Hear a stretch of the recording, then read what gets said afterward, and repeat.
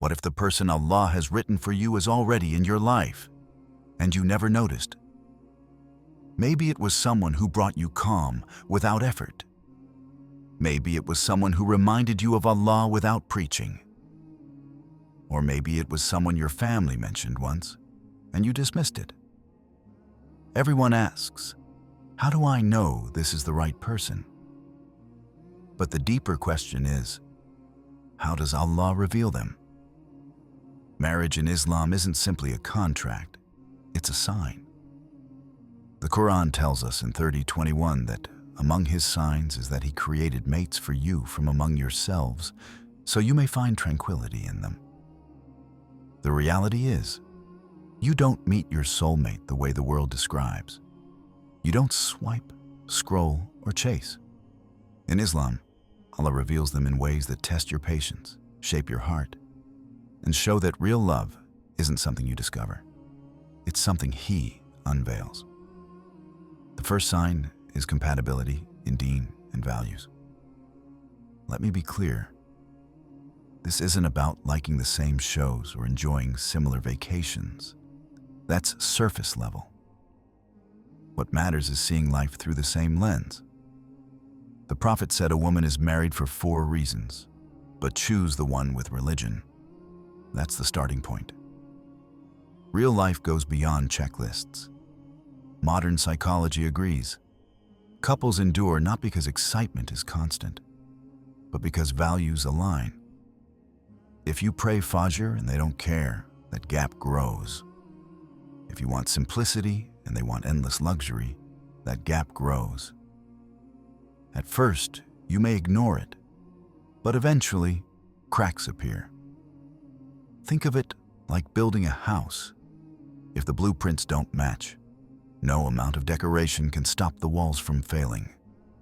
Looks fade, sparks fade, but shared values endure. So don't just ask, do I like them? Ask, do they walk the same path? Will they bring me closer to Allah or pull me away? If your directions aren't aligned now, marriage won't magically align them later. The beauty is, when values align, deen, vision, purpose, everything feels different. Conversations flow, arguments don't feel like battles. Even silence feels safe. And it's not just their beliefs, it's how they make your heart feel. That brings us to the second sign, calmness and tranquility. Some people make your world louder. You hang up and your mind races. You replay every word, craft every reply like it's an exam.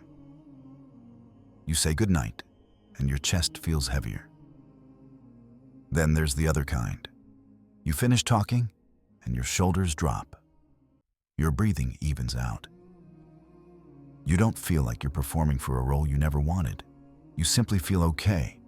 That okay isn't small. Allah calls it a sign, tranquility, not chaos. You notice it in ordinary moments that hype cannot fake. After a conversation, your Isha feels calmer. You sleep on time. You wake without the fog of guilt. Nothing is secretive, nothing manipulative. They respect the boundaries you've set with Allah. When you share something personal, they safeguard it. They guide you toward Allah without sermons, without pressure. Truth, with a dub, flows naturally. Most of us get tricked. We confuse intensity with love. The knots in our stomachs, the constant anxiety, the so-called butterflies. Intensity is not a sign. Mercy is consistency. It's being seen without being judged. The wrong person turns your life into noise. The right one turns your heart into a quiet room. A small test. After you talk, notice. Did your salah feel clearer or messier? Did your chest open or tighten? Did you want the Quran or more distraction? Peace from Allah doesn't need darkness to exist. If it only appears at 2 a.m., that's not tranquility. That's a countdown. True calm thrives in daylight, stands firm in family's presence, and doesn't require chasing. The right person, the one Allah wrote for you, brings you closer to Him steadily, quietly, like an anchor. The third sign is the test of open and closed doors. One of the hardest parts of this journey is the emotional rhythm. You think you've found the right person. Everything seems to move forward.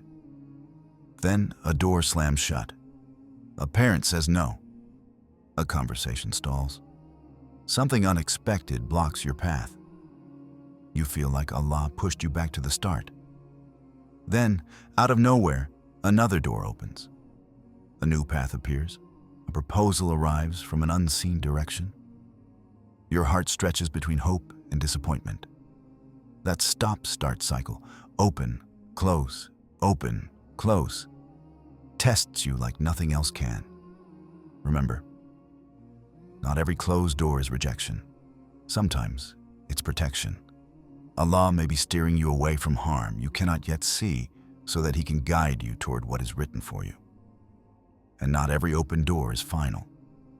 Some exist to teach patience, to test whether you uphold boundaries, to see if you trust Allah over your nafs.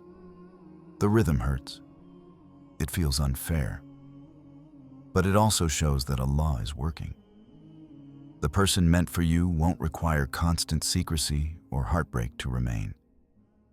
The right one remains when the tests settle. When caught in that storm of open and closed doors, don't ask only, why me? Ask, what is Allah teaching me? What is He protecting me from? Sometimes the delays and detours are the signs that lead you to the person already written for you. The fourth sign is the test of reflection through others. Sometimes the hardest test isn't within. It's in the voices you didn't want to hear. You believe this is the one. You've prayed. You've felt calm. You've survived the doors opening and closing. But then it happens. Your mother says something feels off. Your closest friend notices a change in you. An uncle, usually quiet, warns you about something you hadn't considered. It stings because it feels like they're piercing the only hope you held. That's when the struggle intensifies. Do you listen or shut it out? Deep down, you already know. Sometimes love blinds you. You start excusing red flags you once swore you'd never tolerate. You catch yourself lying to cover things you used to call haram. You keep insisting to others that it's different this time. But maybe, just maybe, they see what you cannot. Maybe Allah is showing you the truth through their eyes while you're too entangled to notice. This test isn't logical, it's emotional. You want to trust your heart, but your heart reflects what you hope to see. Meanwhile, the people who genuinely care about you are seeing something else entirely, and it stings. If you heed them, it might require letting go. If you ignore them, it might mean losing yourself. Here's the reality. When three people who truly care for you, fear Allah, have watched you grow and have lifted you out of dark places before all tell you the same thing, that isn't just their opinion, that is Allah protecting you. And if those same three notice peace, growth, and change in you, perhaps that is Allah confirming what is right.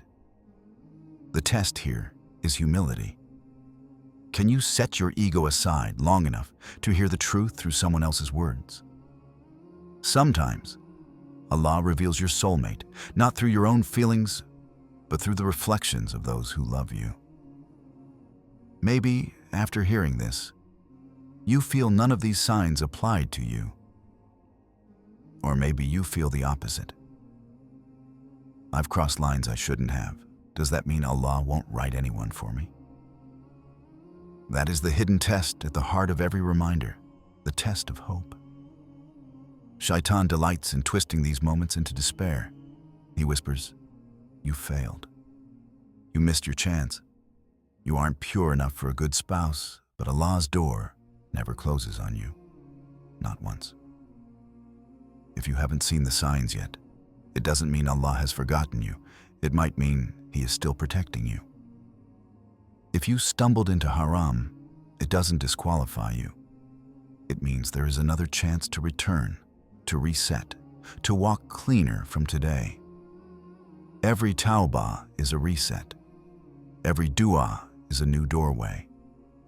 So don't measure yourself by timelines. Don't measure yourself by who married before you. The only measure that matters is whether you are still turning back to Allah. If the answer is yes, then you are not late. You are not lost. You are not hopeless. You are exactly where Allah wants you to start again. At the end of the day, these signs are not random. They are how Allah reveals, sometimes gently, sometimes painfully, sometimes later than you hoped, but always with wisdom. Don't leave this message with fear. Leave it with trust. Trust that every closed door was protection. Trust that every delay was timing. Trust that when Allah intends to show you the one, He will make it clearer than you expected. The person truly meant for you will not drag you away from Allah to survive. They will bring you closer, step by step, prayer by prayer, year by year. That is the true sign. May Allah grant you sakinah in your heart, clarity in your steps, and righteous spouses who are a source of mercy, not pain. Amen. If you've made it this far, write in the comments.